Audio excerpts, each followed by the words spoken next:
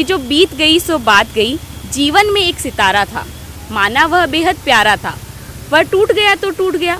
अंबर की आनंद को देखो, कितने इसके तारे टूटे, कितने इसके प्यारे छूटे, जो छूट गए फिर कहाँ मिले, पर बोलो टूटे तारों पर कब अंबर शोक मनाता है, जो बीत गई सो बात की। लाइफ में बहुत चैलेंजेस है, सर्वम दुखम दुखम भगवान बुद्ध कह के गए, वो एक्चुअली बहुत सत्य है। जैसे कि प्रीवियस ईयर के सारे क्वेश्चन पेपर उठा के देखो तो दो चीज़ें बहुत बेसिक है उन सारी पेपर्स में। अगर आप हिंदी माध्यम के छात्र हैं तो कम से कम हिंदी इतनी मजबूत करें कि कोई आपकी हिंदी पढ़े तो कहे वाकई क्या हिंदी है। बहुत फ़नी नोट पे एक चीज़ कहती हूँ कि कई बार हम तैयारी कर रहे होते हैं तो तैयारी के एग्ज़ाम से 10 दिन पहले हमें याद आता है कि अरे CSET तो रह ही गया, और फिर वो लास्ट में रह ही जाता है। लक्ष्मीकांत को स्टार्ट करने में सबसे बड़ा चैलेंज लोगों को जो होता है फर्स्ट चैप्टर बहुत बोरिंग। एक काम बहुत अच्छा किया कि मैं कोई भी जब स्टैंडर्ड बुक पढ़ती हूँ तो उससे पहले मैं PYQs देखती हूँ, और PYQs को मैं उसी बुक में टॉपिक सर्च कर करके हाइलाइटर से हाईलाइट कर देती हूँ। क्योंकि अगर आपने एक बार भी स्टैंडर्ड बुक्स नहीं पढ़ी है, एक बार भी आप PYQs नहीं पढ़े हैं, एक बार भी आपने टेस्ट सीरीज नहीं लगाई है, तो आप कैसे उम्मीद कर सकते हैं कि आपका प्रीलिम्स। जब UPSC का एग्जाम चलता है ना, तो इसके साथ साथ आपकी जिंदगी भी चलती है, और जैसे UPSC के अलग अलग स्टेजेस होते हैं वैसे आपकी लाइफ के भी स्टेजेस। नमस्कार दोस्तों, उम्मीद करते हैं आप सब लोग बढ़िया होंगे। और पिछले काफ़ी समय से आप लोग देख रहे हैं स्टूडेंट्स व्यू के प्लेटफॉर्म पे UPSC टॉपर्स से हम लोग आपको इंट्रोड्यूस करवा रहे हैं। इसी सिलसिले में आज हमारे साथ मोदिता शर्मा है, और जिनको आप जानते भी है, सोशल मीडिया पे आप कई दिनों से देखते आ रहे हैं। तो इस वीडियो में हम जानने की कोशिश करेंगे मैम की क्या स्ट्रेटजी थी, स्ट्रगल भरी ज़िंदगी के बारे में जानने की कोशिश करेंगे। मैम, सबसे पहले आपको बहुत बहुत बधाई, और इस मुकाम तक पहुंचने के लिए बहुत बहुत बधाई। सबसे पहले आपका इंट्रोडक्शन दे दीजिए। मेरा नाम मुदिता है। UPSC की सिविल सर्विस के परीक्षा में इस बार मुझे 381वीं रैंक हासिल हुई है जनरल कैटेगरी से। ये मेरा थर्ड प्रीलिम्स का अटैम्प्ट था, फर्स्ट मेंस था, फर्स्ट इंटरव्यू था। हिंदी साहित्य मेरा ऑप्शनल था, और हिंदी माध्यम से ही मैंने मेंस और इंटरव्यू दोनों दिए हैं। ओके मैम, सबसे पहले ये जानने की कोशिश करते हैं, जिस दिन UPSC का रिजल्ट आया उस दिन आपका नाम PDF में मिला मोदिता शर्मा, उस दिन कैसा लगा और आपके परिवार वालों को कैसा लगा? मैंने तो नहीं अपना नाम देखा था PDF में, लोगों ने ही देखा था, तो हाँ अच्छा लगा। डेफिनेटली अच्छा लगता है। आप बहुत लंबे टाइम तक स्ट्रगल करते हो तो वो स्ट्रगल एक जब एंड होता है, एक आपको कहीं ना कहीं माइलस्टोन अचीव होता है, तो संतोष ज़्यादा होता है खुशी से ज़्यादा। मैम, जिस आप स्टेट से आते हो वहाँ पे लड़कियों को बाहर भेजना ये थोड़ा बहुत डिफ़िकल्ट होता है, और वहाँ जल्दी शादी करवा दी जाती है, तो इस से आपने कैसे अपने विचार किया कि सपना कैसे देखा कि मुझे IAS बनना है? इतना बड़ा सपना किस प्रकार देखा, और जो UPSC की जो लड़कियां राजस्थान से आती है बेसिकली, उनको आप क्या संदेश देना चाहेंगे? सपना तो ये कोई ओवरनाइट डिसीजन नहीं था। मैं हर बार हर मंच पे यही कहती हूँ कि किसी की होड़ा होड़ में आपको डिसीजन नहीं लेना चाहिए अनटिल अनलेस आप खुद इंस्पायर्ड ना हो। तो मैं इंस्पायर्ड थी, मुझे कुछ चेंजेस मेरे विजन में थे, तो उसके लिए मुझे लगा कि केवल मेडिकल फील्ड से चीज़ें नहीं हो पाएंगी, तो इसलिए ये सपना देखा। राजस्थान से चीज़ें तो डिफ़िकल्ट हैं लड़कियों के लिए, सारे स्टेट में डिफ़िकल्ट है, बट राजस्थान में कहीं ना कहीं चीज़ें थोड़ी ज़्यादा मुश्किल है। लेकिन मैं सौभाग्य से एक ऐसे परिवार से आती हूँ जहाँ हमेशा शिक्षा पे बहुत ज़्यादा फोकस किया गया। मेरी फैमिली बहुत एजुकेशन को प्रायोरिटी देती है, तो मेडिकल साइंस भी अपने आप में एक लंबा समय होता है 6 साल का, तो उसमें भी उन्होंने मुझे सपोर्ट किया, और जब मैंने बताया कि मैं ये करना चाहती हूँ तब भी उनका पूरा सपोर्ट रहा। अपने पेरेंट्स को कन्विंस करें, सबसे इम्पॉर्टेंट ये कि अगर आपके अंदर कैपेबिलिटीज़ हैं तो अपनी कैपेबिलिटीज़ को साबित करें एक छोटे छोटे माइलस्टोन से, और फिर बड़े माइलस्टोन के लिए फिर आप उनकी परमिशन लें, उनको कॉन्फिडेंस में लें, तो वो आपको सपोर्ट करेंगे, तो हो जाएगी चीज़ें। मैम, UPSC की जर्नी लोग कहते हैं बहुत डिफ़िकल्ट जर्नी है, इसमें टाइम भी लग सकता है, कुछ पता नहीं लक फैक्टर भी करता है, तो आप क्या मानते हो इसमें नॉर्मल स्टूडेंट अगर तैयारी करे तो कितना टाइम लग सकता है इसमें? UPSC बहुत अनसर्टेन एग्ज़ाम है। जब मैंने स्टार्ट किया था 2019 में इंटर्नशिप कंप्लीट होने के बाद, तो मुझे ये था कि मेरा फर्स्ट अटैम्प्ट मैं बहुत सीरियसली दूंगी, और फर्स्ट अटैम्प्ट में ही कुछ चीज़ें अच्छे करने की कोशिश करूँगी, भले से मुझे 2 साल 3 साल प्रिपेयर करके देना पड़े। बट ये इतना अनप्रेडिक्टेबल एग्ज़ाम है, यू नेवर नो कि आपकी ज़िंदगी में क्या हो जाता है इस सब के बीच में। तब कोविड आ गया, मैं दिल्ली से शिफ्ट की, 2 साल पढ़ाई नहीं की, फिर ये वाला अटैम्प्ट दिया, तो टाइम टेकिंग तो ये एग्ज़ाम है। तो आपको हर चीज़ के लिए मेंटली प्रिपेयर होकर चलना चाहिए, कुछ भी हो सकता है इस सब के बीच में। तो प्लान बी की आजकल जो हम बात करते हैं, और विशेष रूप से इस बार जो प्रीलिम्स आया है, तो एक प्लान बी अपनी लाइफ में लेके चलें। और मुश्किल कितना है, तो मुश्किल तो इसलिए है क्योंकि ज़िंदगी सबकी मुश्किल है, किसी की भी लाइफ आसान नहीं है। तो लाइफ को मैनेज करते हुए पढ़ाई भी करनी है आपको साथ में, तो डेडिकेशन जो ये UPSC एग्ज़ाम मांगती है, तो कहीं ना कहीं वो एक बैलेंस हम मिस कर जाते हैं। तो बैलेंस जब तक नहीं आएगा तब तक ये एग्ज़ाम क्लियर नहीं होगा। बिल्कुल मैम आपने 381 रैंक हासिल की है। लोगों को लगता है ये आसान है, लेकिन किन किन परिस्थितियों से गुजर कर आप इस मुकाम तक पहुँचे हो, आपको क्या लगता है? सबकी लाइफ में बहुत चैलेंजेस है। सर्वम दुखम दुखम भगवान बुद्ध कह के गए, वो एक्चुअली बहुत सत्य है। सर्वम दुखम दुखम ही है।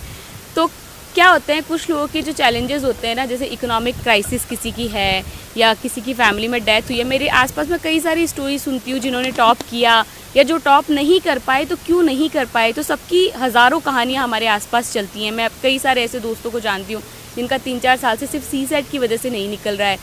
तो ये कई कहानियाँ क्या होती है कि कई कहानियाँ जब एक बार सिलेक्शन हो जाता है तब बाहर आ जाती हैं, लेकिन कई कहानियाँ ऐसी होती है जो पर्सनल लेवल पे इतना डिफ़िकल्ट होती हैं चीज़ें कि वो बाहर भी नहीं आ सकती, क्योंकि हम सोसाइटी में एक ऐसे लेवल पे बात नहीं करना चाहते हैं चीज़ों के बारे में। मेंटल साइकोलॉजिकल जो इशू होते हैं, एंग्जाइटी डिप्रेशन के जो इश्यूज़ होते हैं, तो उसके बारे में बात नहीं होती है। बट मैं ये कह सकती हूँ कि कोई भी व्यक्ति जिसने टॉप किया है या कोई भी व्यक्ति जो टॉप नहीं कर पा रहा है, सब अपनी लाइफ में किसी न किसी चीज़ से लड़ रहे हैं।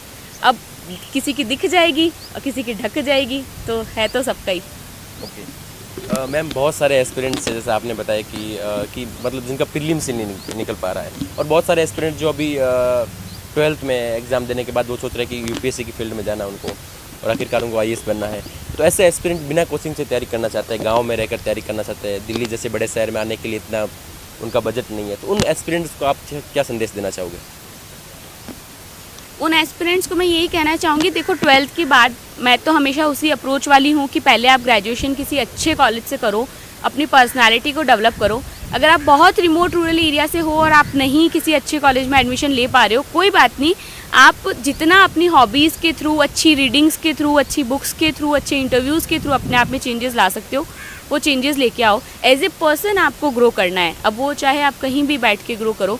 तो सबसे पहले जो ग्रेजुएशन के 3 साल होते हैं, उसमें आपका सबसे ज़्यादा फोकस खुद की अप्रोच बिल्ड करने पे होना चाहिए, खुद की कैपेसिटीज़ को एनहांस करने पे होना चाहिए। फिर दूसरा ये कि कैसे तैयारी करें अगर आप गाँव में हो तो अभी तो हम इस एरा में जी रहे हैं जहाँ पे सोशल मीडिया पे सब कुछ अवेलेबल है, इतने ऑनलाइन कोचिंग्स अवेलेबल है फ्री ऑफ कॉस्ट। कई कोचिंग CSR के थ्रू ये सब करवाते हैं, तो उन सारी चीज़ों को सर्च करो। और फिर दिल्ली का क्या है, तो जैसे मैं दृष्टि से पढ़ी हूँ, तो दृष्टि की अभी एक स्कीम भी आई है कि आप प्रीलिम्स निकालो, और प्रीलिम्स निकाल के आप दिल्ली आ जाओ, तो आपका रहना खाना सब कुछ जो है दृष्टि करेगी, अगर आप हिंदी माध्यम के छात्र हो तो इस तरीके की स्कीम्स को ध्यान में रखो। और कहीं ना कहीं आपको एक बार खुद को साबित करना पड़ेगा, एक बार आपको प्रीलिम्स निकालना पड़ेगा। ये टफ़ है, ये बहुत टफ़ है, क्योंकि कई सारे ऐसे स्टूडेंट हैं जिनका प्रीलिम्स एक्चुअली निकलता होता, उनमें कैपेसिटीज़ है, अगर वो मेंस दे रहे होते तो शायद वो बहुत अच्छा करते, लेकिन अनलकीली नहीं निकल पाता है प्रीलिम्स। तो एक बार ही कैसे भी करके प्रीलिम्स निकालो, और फिर आपको सपोर्ट करने के लिए इतने लोग खड़े होंगे कि फिर चीज़ें आसान हो जाएगी। मैम जैसा कि आपने बताया कि प्रीलिम्स बहुत डिफ़िकल्ट है, तो प्रीलिम्स के बारे में क्या स्ट्रेटजी बताना चाहेंगे आपको? बहुत वीडियोज़ में आपने बताया भी होगा, लेकिन एक सरल तरीके से, सहज तरीके से बताओगे तो बहुत स्टूडेंट्स को हेल्प होगी। प्रीलिम्स का पेपर जो है बहुत अनसर्टेन हो गया है, बहुत अनप्रेडिक्टेबल हो गया है, आपको नहीं पता कि वहाँ पे क्या आने वाला है। तो तब भी मुझे लगता है अगर आप UPSC के प्रीवियस ईयर के सारे क्वेश्चन पेपर उठा के देखो, तो 2 चीज़ें बहुत बेसिक है उन सारे पेपर्स में। पहला तो ये कि बेसिक्स, मतलब UPSC कभी ये नहीं चाहती कि बेसिक कंसेप्ट एलिमिनेट हो जाए। तो बेसिक कंसेप्ट जो NCERT के कंसेप्ट है, जो हमारे स्कूल टाइम के कंसेप्ट है, जो हमारी डेली लाइफ में जितने भी कंसेप्ट चलते हैं, चाहे साइंस एंड टेक के कंसेप्ट हो, चाहे करंट में कोई न्यूज़ चल रही है, तो UPSC कभी बेसिक्स को एलिमिनेट नहीं करेगी, चाहे कैसा भी वो पेपर दे। तो बेसिक्स पे ध्यान दें। और दूसरा ये है कि जो UPSC जो है ये चाहती है कि उनके पास वो माइंड आए जो क्यूरियस हो, जो चीज़ों को लेके ये सोचे कि ऐसा हो रहा है तो क्यों हो रहा है, क्या हो रहा है, कैसे हो रहा है। तो ये जो हमारे आसपास चल रहा है उसको एक एनालिटिकल वे में सोचने का एक तरीका डेवलप करें। तो ये 2 क्वालिटी अगर आप में है कि आप तैयारी के दौरान बेसिक्स को कवर करके चलते हैं, और जो भी आपके आसपास घटित हो रहा है तो एक इंसान के तौर पे आप उसको जो ऑब्जर्व करते हैं, उसको आप एनालिसिस करते हैं उसका, और उसको सीखने की चेष्टा रखते हैं, तो मुझे लगता है कि प्रीलिम्स फिर उस डायरेक्शन, कम से कम आपको एक सही डायरेक्शन मिल जाएगी प्रीलिम्स के लिए। मैम हमने इतने टॉपर्स के इंटरव्यू लिए, लेकिन कई टॉपर्स ने ये बोला कि हमको जैसे द हिंदू है वो भी समझ में नहीं आता था। इस परिस्थिति में इंग्लिश मीडियम से होने के बावजूद, अगर आप हिंदी मीडियम से, बहुत सारे एस्पिरेंट हिंदी मीडियम से होंगे और जो तैयारी कर रहे हैं, तो उनको अगर द हिंदू नहीं समझ में, किस प्रकार स्टार्टिंग से कैसे तैयार करें उसको? मैं तो शुद्ध हिंदी माध्यम की छात्रा रही हूँ 12वीं कक्षा तक। मैं जब अपने कॉलेज में गई थी तो पहली बार मेरा कोई भी कोर्स इंग्लिश में था, पहली बार इंग्लिश में टीचर्स पढ़ाना, पहली बार आपको आंसर इंग्लिश में लिखना, वाइवा इंग्लिश में देना।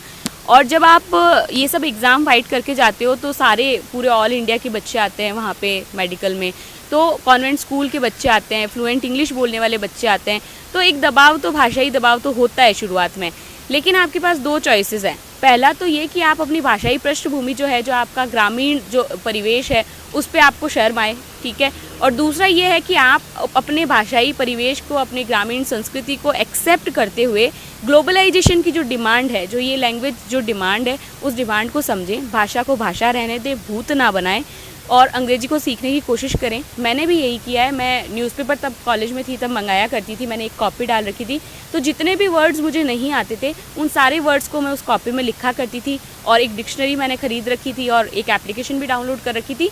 तो English to Hindi to English translation जो होता है, क्योंकि अगर आप केवल इंग्लिश टू हिंदी कर लोगे तो आपकी इंग्लिश इंप्रूव अच्छे से नहीं हो पाएगी, और केवल इंग्लिश टू इंग्लिश कर लोगे तो हिंदी अच्छी नहीं हो पाएगी। तो ऐसा कोई एप्लीकेशन, ऐसी कोई जो है डिक्शनरी आप लें जिसमें इंग्लिश का भी सिंप्लीफाइड इंग्लिश ट्रांसलेशन हो और इंग्लिश का हिंदी ट्रांसलेशन हो, तो दोनों भाषाओं पे आपकी जो मजबूत पकड़ है वो हो जाएगी। और ये करते करते धीरे धीरे ये सब ऐसे हुआ कि जब मैं कॉलेज पास आउट हुई, मैं जब कॉलेज में थी मैं कभी इंग्लिश में डिबेट में पार्टिसिपेट नहीं किया, कभी मैं किसी इंग्लिश पोइट्री में पार्टिसिपेट नहीं किया, क्योंकि मुझे नहीं था खुद पे भरोसा कि मैं उस चीज़ों को हैंडल कर पाऊँगी। लेकिन कॉलेज पास आउट होते होते ऐसा हुआ कि मेरी दोनों भाषाओं पर पकड़ इतनी मजबूत हो गई कि आज मैं उस पोजीशन में हूँ कि मैं किसी भी लैंग्वेज में कंटेंट को पढ़ के किसी भी लैंग्वेज में आंसर लिख सकती हूँ। तो ये भाषाई पकड़ आप अपने आप में डेवलप करें। और अगर ये नहीं हो पाता है तो कम से कम अपनी, अगर आप हिंदी माध्यम के छात्र हैं तो कम से कम हिंदी इतनी मजबूत करें कि कोई आपकी हिंदी पढ़े तो कहे वाकई क्या हिंदी है, तो वो लेवल आपको लाना पड़ेगा। बहुत अच्छे से मैम बताया आपने। अब बात करते हैं मेंस के आंसर राइटिंग पे। ये बहुत ज़रूरी है, मेंस के आंसर राइटिंग है जो टॉप रैंक दिलाएगा। इसके लिए आपने कैसे तैयारी की, कितने घंटे मेंस के आंसर राइटिंग करते थे, और एग्ज़ाम से पहले अगर प्रीलिम्स क्रैक हो जाता तो उससे पहले कब से तैयारी करें? मेरी इस बार 381 रैंक है। उसमें एक सबसे बड़ा ड्रॉबैक यही है कि मेरे जीएस में जो है मार्क्स बहुत कम आए हैं। तो जीएस में मार्क्स कम आने की वजह जो मैं एक देख पा रही वो ये कि मैं प्रॉपर आंसर राइटिंग बहुत ज़्यादा अच्छे से नहीं कर पाई थी, बट स्टिल मेरी 381 रैंक आई है। उसके पीछे मैं एक कारण देखती हूँ कि मैंने थोड़ी आंसर राइटिंग कर ली थी। तो आंसर राइटिंग, क्योंकि मैं प्रीलिम्स के बाद गई थी और 2 साल बाद मैं गई थी, तो मेरे लिए चीज़ें मुश्किल थी। नहीं मैंने कुछ भी प्रिपेयर कर रखा था, जीएस में भी ऑप्शनल भी मेरा 3 साल पहले का पढ़ा हुआ था। तो ये 2 महीने मैंने सिर्फ कंटेंट पे ध्यान दिया था, बहुत कम आंसर्स मैंने लिखे थे। लेकिन उस कम आंसर को लिखने की वजह एक कहीं ना कहीं मेरा पीछे का कॉन्फिडेंस था। मेरी मेडिकल कॉलेज के टाइम पे जो हम आंसर्स लिखा करते थे, तो वहाँ पे हमने प्रॉपर टाइम मैनेजमेंट के साथ पेपर पूरा कैसे किया जाता है, कैसे कॉपी को अट्रैक्टिव बनाया जाता है, कैसे डायग्राम इंसर्ट किए जाते हैं। जैसे आज ये कन्फ्यूजन चलता है कि सारे बच्चे बोलते हैं ब्लैक पेन यूज़ करें या नहीं करें, तो हमारे लिए वो कन्फ्यूजन ही नहीं था। मतलब हम तो मल्टी कलर पेन्स यूज़ करते थे, तो वो सारी चीज़ें बैलेंस थी। और जब मैं फाउंडेशन में थी 27 में दृष्टि में, तब मैंने बहुत आंसर राइटिंग की थी। उस साल मैंने 1 साल बहुत ज़्यादा आंसर राइटिंग की थी, जो सिंगल क्वेश्चन मिलते हैं। मैं ये नहीं कहूँगी कि मैंने पूरे 3 घंटे बैठ के क्वेश्चन पेपर लिखे थे, बट मैंने सिंगल जो क्वेश्चन मिलते हैं उनको खूब लिखा और खूब रिव्यू करवाया और खूब इम्प्रूव किया। तो शायद वो 3 साल पहले की मेहनत इस साल मेरे को काम आई, पर इस साल मैं मेहनत नहीं कर पाई, तो उसकी वजह से थोड़ी रैंक कम आई। पर answer writing is very important, क्योंकि आपकी कॉपी वहाँ पे होती है, तो उसी से सारे मार्क्स मिलते हैं। 1750 नंबर बहुत ज़्यादा बड़ा नंबर होता है, तो आंसर राइटिंग तो करनी है। बिल्कुल। मैम CSET की बात करते हैं। पिछले 5 साल लोग 60-70 हज़ार लोग क्वालिफाई करते थे, और इन दिनों में देखो कम से कम 35-40 हज़ार लोग क्वालिफाई कर रहे हैं। इसके पीछे को आप क्या देखते हो? इस बार बहुत सारे एस्पिरेंट्स हिंदी मीडियम हो, इंग्लिश मीडियम हो, उनका CSET में बाहर निकल रहे हैं। तो आप CSET की जो हिंदी मीडियम से कर रहे हैं या फिर इंग्लिश मीडियम, कोई भी मीडियम से UPSC की तैयारी करे CSET के लिए, उनको क्या एकदम अच्छी सटीक रणनीति हो ताकि आखिरकार जो प्रीलिम्स है क्वालिफाई को करते हुए प्रीलिम्स क्लियर कर पाएँ?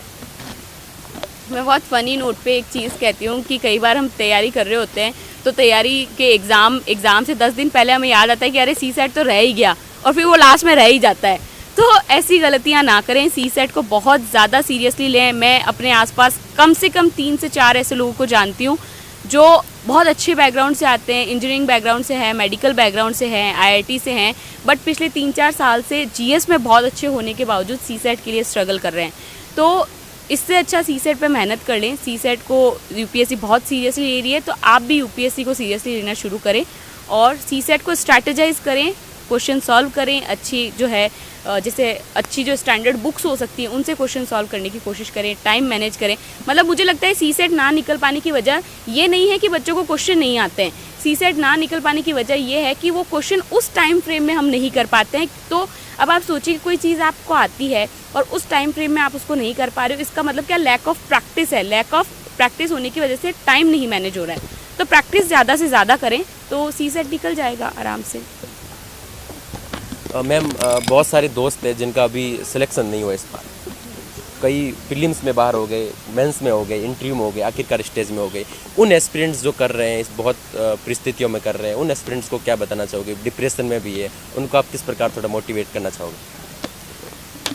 इस बार कई सारे लोगों का नहीं हुआ है, मैं तो बहुत सारे लोगों को जानती हूँ जिनका नहीं हुआ है। तो कई बार क्या होता है, ये सिर्फ इस बारे में नहीं है कि हमारा प्रीलिम्स नहीं हुआ है, ये इस बारे में भी है कि जीवन में कई सारी ऐसी चीज़ें होती हैं जिनके लिए हम एफर्ट्स करते हैं, जिनके लिए हम डेडिकेटेड होते हैं, वो चीज़ें हमें नहीं मिलती है और वो चीज़ें हमारे कंट्रोल के बाहर होती हैं, हम बहुत ज़्यादा कुछ उसके लिए कर नहीं सकते हैं। तो जब ऐसा होता है तो मेरे को एक हरिवंश राय बच्चन साहब की कविता बहुत याद आती है। मैं उसी कविता को खुद को सुना के उन परिस्थितियों में मोटिवेट किया करती थी जब कुछ चीज़ें मेरे हाथ से निकल गई, जो चीज़ें मैं उनको कंट्रोल नहीं कर सकती, जो चीज़ें मैं नहीं पा सकती, जो चीज़ें आपके पास्ट में चली गई है। तो वो कविता जो है उसकी पंक्तियाँ मैं कहूँगी कि क्या होता है, कविताएं सुनने पढ़ने से कहीं ना कहीं शब्द आपके जो है डीमोटिवेशन को एक आधार मिलता है और फिर आप मोटिवेशन इंस्पिरेशन की तरफ जाते हैं। तो वही कविता है कि जो बीत गई सो बात गई, जीवन में एक सितारा था, माना वह बेहद प्यारा था, वह टूट गया तो टूट गया, अंबर के आनंद को देखो, कितने इसके तारे टूटे, कितने इसके प्यारे छूटे, जो छूट गए फिर कहाँ मिले, पर बोलो टूटे तारों पर कब अंबर शोक मनाता है, जो बीत गई सो बात गई। तो क्या अपन कह रहे हैं कि हमारा एक सितारा टूट गया, आकाश के तो रोज़ टूटते हैं। तो जब आप अपने दुख को देखोगे तो वो बहुत ज़्यादा लगेगा, अपने आसपास वालों को देखोगे तो वो बहुत कम लगेगा। तो ज़िंदगी ऐसी ही चलती रहेगी, जो बीत गई सो बात गई, उसको जाने दो, आगे की ओर देखो और ज़िंदगी जीना शुरू करो। मैम जैसा आपने बताया कि PYQ बहुत इंपॉर्टेंट है और भी टॉपर्स बताते हैं रिवीजन बहुत इंपॉर्टेंट है, तो रिवीजन के लिए जो शॉर्ट नोट्स है वो कैसे बने? वो उन बहुत सारे स्टूडेंट्स को दिक्कत हो रही है, तो संक्षिप्त में बता दीजिए। मैंने बहुत कम शॉर्ट नोट्स बनाए, मुझे लगता है मॉडर्न हिस्ट्री के मैंने स्पेक्ट्रम के कुछ शॉर्ट नोट्स बनाए थे। पॉलिटी के लास्ट के जो बहुत वो टेबल वाले नहीं होते कि सारे constitutional bodies, non constitutional bodies, statutory bodies, उनकी मैंने कुछ टेबल फॉर्म में बनाए थे। उसके अलावा मैं नोट्स बहुत कम बनाती हूँ, कुछ सेक्शंस के ही बनाए थे नोट्स। इंटरव्यू के लिए मैंने बहुत ज़्यादा नोट्स बनाए थे। अदरवाइज़ मेंस के लिए मैं यही कहूँगी कि अगर आपके पास टाइम है, अगर आप लॉन्ग टर्म से पूरा स्ट्रैटेजाइज करके प्रिपरेशन कर रहे हैं तो अपने खुद के नोट्स बनाएं, सारी चीज़ों को एक जगह कंपाइल करें। और अगर आप मेरी तरह टाइम क्रंच में अगर आप कर रहे हैं, सिचुएशन नहीं है चीज़ों को डिटेल में करने की, तो स्मार्ट स्टडी करें। मैं क्या करती थी, जो भी नोट्स का पेज होता था उसके ऊपर ही हेडर पे ही सारे शॉर्ट नोट्स बना लेती थी, या फिर उसी पे येलो स्टिकी नोट्स चिपका के उसी पे नोट्स बना लेती थी। तो पहले मैं स्टिकी नोट को पढ़ लेती थी, उससे अगर हो जाता था तो ठीक है, नहीं होता था तो अंदर से पढ़ लेती थी। तो अपनी जो है सारी चीज़ों को एक जगह करके इस तरीके से रिवीजन करें कि अगले रिवीजन में चीज़ें आपको कम टाइम के साथ जल्दी से तैयार हो जाए। और फर्स्ट रीडिंग को हमेशा ज़्यादा से ज़्यादा इंपॉर्टेंस दें। फर्स्ट रीडिंग में जितना कंसेप्ट बिल्ड करके चलेंगे, फर्स्ट रीडिंग को जितना स्लो पढ़ेंगे, फर्स्ट रीडिंग को जितना अपने दिमाग में बिठाएंगे, रिवीजन उतना सिंपल होता जाएगा। चीज़ों को डिले ना करें। मैंने देखा है कि फर्स्ट रीडिंग में कई सारी लर्न करने की चीज़ें होती है जिनको हम ट्रिक से याद कर सकते हैं। कई कंसेप्ट जो हमें टफ लगते हैं, जो किसी लाइन को 3-4 बार पढ़ना पड़ता है, तो बच्चे क्या सोचते हैं कि अगली बार पढ़ूंगा तब इसको पढ़ लूँगा। ये ना करें। एक बारी जब आपने डिले कर दिया तो वो एग्ज़ाम से 10 दिन पहले वो सारे जो डिलेड चीज़ें हैं वो कंपाइल होकर जब आएंगी ना तो वो हैंडल नहीं हो पाएगी और फिर आपको लगेगा कि सिलेबस पूरा बाकी रह गया है। मैम बेसिक्स के लिए बोलते हैं कि NCERT पढ़ो, लेकिन कई टॉपर्स इस बार उन्होंने बताया कि डायरेक्ट लक्ष्मीकांत पढ़ने से ना बार बार रिवीजन करोगे तो अच्छे से याद रहेगा, या फिर कि NCERT को बार बार कब तक रिवीजन करते रहोगे। तो आपने कैसे किया? NCERT को बार बार रिवीजन किया या स्टैंडर्ड बुक्स को अच्छे से फॉलो किया? NCERT पढ़ना अच्छी बात है, बट एक चीज़ सारे प्रिपेयर करने वाले लोगों को पता है कि केवल NCERT से तो नहीं हो सकता, आपको स्टैंडर्ड बुक्स तो पढ़नी पड़ेगी। मेरे पास बहुत कम टाइम था। फाउंडेशन में जब मैं थी तब मैं नहीं क्लास के साथ ये सब चीज़ें मैनेज कर पा रही थी और इस बार प्रीलिम से 2 महीने पहले पढ़ना शुरू किया। तो मैंने NCERT बहुत सेलेक्टिव तरीके से पढ़ी है और मैंने जैसे यूजुअली बिगिनर्स NCERT से स्टार्ट करते हैं और फिर वो स्टैंडर्ड बुक्स पे जाते हैं, मैंने रिवर्स किया था। मैं स्टैंडर्ड बुक से स्टार्ट किया था, फिर NCERTs पढ़ी थी क्योंकि मुझे चीज़ों को सिंप्लीफाई करना था। एनसीईआरटी में मुझे लगता है कई बार क्या होता है, वो क्यूरियोसिटी डेवलप करने के लिए किसी एक लाइन में एक सिर्फ वर्ड लिख दिया, तो फिर अब आपको उस वर्ड को सर्च करना पड़ेगा, उसके नोट्स बनाने पड़ेंगे। तो मेरे पास टाइम नहीं था इतना, तो मैंने स्टैंडर्ड बुक पढ़ के फिर एक एक दो दिन में एनसीईआरटी ख़त्म करके काम चलाया था। ओके मैम, स्टैंडर्ड बुक्स की बात करें, स्टैंडर्ड बुक्स इतनी बड़ी बुक्स है लक्ष्मीकांत को, तो आपने कैसे पढ़ा उसको? अलग अलग टॉपिक्स वाइज पढ़ा या फिर डायरेक्ट सीधा स्टार्ट फर्स्ट पेज से स्टार्ट किया? स्टार्ट तो फर्स्ट पेज से ही की थी, बट एक चीज़ ये अच्छी थी कि जैसे लक्ष्मीकांत का फर्स्ट चैप्टर है सारे एक्ट वाला, तो मैंने जब मॉडर्न हिस्ट्री की स्पेक्ट्रम पढ़ी थी तो मैंने एक्ट वाला चैप्टर बहुत ज़्यादा अच्छे से पूरा टेबल्स बना के नोट्स बना के तैयार कर लिया था। तो क्या होता है, फर्स्ट एंड लक्ष्मीकांत को स्टार्ट करने में सबसे बड़ा चैलेंज लोगों को जो होता है, फर्स्ट चैप्टर बहुत बोरिंग लगता है। तो लेकिन मैंने उसको अच्छे से जब प्रिपेयर किया तो मेरे को एक पेस मिल गई कि हाँ, अब लक्ष्मीकांत को अच्छे से शुरू किया जा सकता है। तो मेरी लक्ष्मीकांत की ये हालत थी कि शुरू की 2-3 बारी जब मैंने लक्ष्मीकांत पढ़ी, तब तक तो मुझे लगता था कि हाँ पॉलिटी पढ़ रहे हैं, बट वो सब्जेक्ट नहीं समझ में आया। एक होता है कि किसी भी सब्जेक्ट की, किसी भी पर्सन की, किसी भी सिचुएशन की एक कोर पार्ट होता है, उसकी एक आत्मा होती है, उसकी एक नब्ज़ होती है, तो वो नब्ज़ नहीं पकड़ में आई थी शुरू की 3 रीडिंग में। तो चौथी रीडिंग में जाके मुझे समझ में आने लगा कि अच्छा चीज़ें इस तरीके से होती है, अच्छा लक्ष्मीकांत ये कहना चाहते हैं। तो मल्टीपल रिवीजन का यही फ़ायदा होता है कि आप चीज़ों को बहुत सिंपल तरीके से समझना शुरू करते हो। तो 3-4 बारी तो अच्छी रीडिंग मैंने लक्ष्मीकांत की लगाई थी और फिर रिवीजन करते गए तो होता गया। मैं एक काम बहुत अच्छा किया कि मैं कोई भी जब स्टैंडर्ड बुक पढ़ती हूँ तो उससे पहले मैं PYQs देखती हूँ, और PYQs को मैं उसी बुक में टॉपिक सर्च कर करके हाइलाइटर से हाईलाइट कर देती हूँ। मैंने एक डिफरेंट कलर का हाइलाइटर PYQs के लिए असाइन कर रखा है, जैसे ग्रीन कलर का मैंने मेंस के लिए कर रखा है और पिंक कलर का मैंने जो है प्रीलिम्स के लिए कर रखा है। तो मैं पहले अपनी पूरी बुक में कोशिश करती हूँ कि जहाँ जहाँ चीज़ें मुझे मिल जाए उनको हाईलाइट कर देती हूँ, ताकि अब जब मैं बुक पढ़ूँ तो मुझे ध्यान रहे कि अच्छा अगर हम ध्यान नहीं देते तो ये चीज़ छूट जाती है और यहाँ से PYQ है। तो इस फोकस की वजह से आप उन चीज़ों पे भी ध्यान देते हो जिनको आप यूजुअली छोड़ देते हैं। तो PYQs को अपने जीवन का गाइडिंग फोर्स बनाएं, PYQs को टॉर्च बनाएं और उसके साथ आगे बढ़ें। ओके मैम, अब लास्ट क्वेश्चन की ओर चलते हैं। बात करते हैं कि बहुत सारे एस्पिरेंट्स क्या क्या गलतियां करते हैं। आपको जैसे आखिरकार सिलेक्शन भी लिया है, तो आपको क्या लगता है इस जर्नी में आपने क्या गलतियां की जो बहुत सारे एस्पिरेंट्स वो गलतियां कर रहे हैं, उनको ये दोहरानी नहीं चाहिए? सबसे पहली गलती तो अटैम्प्ट कब देना है ये डिसाइड करें। मैंने जब पहला अटैम्प्ट दिया था तो मुझे स्टैंडर्ड बुक्स का नाम भी नहीं पता था, तो वो टोटल वेस्ट है वो अटैम्प्ट। तो ये गलती ना करें। अगर आपके पास गाइडेंस नहीं है तो गाइडेंस ले लें, डिसीजन नहीं ले पा रहे तो किसी से पूछ लें, पर अपना पहला अटैम्प्ट जब भी आप दें तो एकदम ब्लंट होके ना जाएं कि आपको कुछ भी नहीं पता, देने को दे दिया। स्पेशली जनरल कैटेगरीज में लिमिटेड अटैम्प्ट्स हैं, तो बाद में आपको 6 तक पहुँचते पहुँचते रिग्रेट ना हो, इसलिए अटैम्प्ट को सोच समझ के दें। कब देना चाहिए, मुझे कई सारे एस्पिरेंट ये पूछते हैं कि मैम अटैम्प्ट कब देना चाहिए, इसका डिसीजन कैसे होता है? इसका डिसीजन ऐसे होता है कि एग्ज़ाम देने से पहले डर तो सबको लगता है कि मेरी तैयारी बिल्कुल नहीं है, लेकिन हमें 2 चीज़ों के बारे में अंतर करना पड़ेगा कि क्या ये हमारा डर है कि हम एग्ज़ाम नहीं निकाल पाएंगे, या ये हमारी हकीकत है। क्योंकि अगर आपने एक बार भी स्टैंडर्ड बुक्स नहीं पढ़ी है, एक बार भी आप PYQs नहीं पढ़े हैं, एक बार भी आपने टेस्ट सीरीज़ नहीं लगाई है, तो आप कैसे उम्मीद कर सकते हैं कि आपका प्रीलिम्स निकलेगा? हो सकता है कुछ लोग बहुत स्मार्ट होते हैं, उनका निकलता होगा, बट हम केवल 1000 में एक को एग्जाम्पल नहीं बना सकते, है ना। तो सबसे पहले अटैम्प्ट कब देना है, इस चीज़ को ध्यान रखें। दूसरा, मैंने जो नहीं किया, मैंने इस प्रिपरेशन से पहले बहुत न्यूज़पेपर पढ़े, पर इस प्रिपरेशन में आने के बाद टाइम लिमिट होने की वजह से मैं न्यूज़पेपर नहीं पढ़ पाई थी। तो न्यूज़पेपर को पढ़ें, ज़रूर पढ़ें, और भले से आप आधे 1 घंटे पढ़ें, भले आप ऊपर से पढ़ें, पर न्यूज़पेपर आप ज़रूर पढ़ें।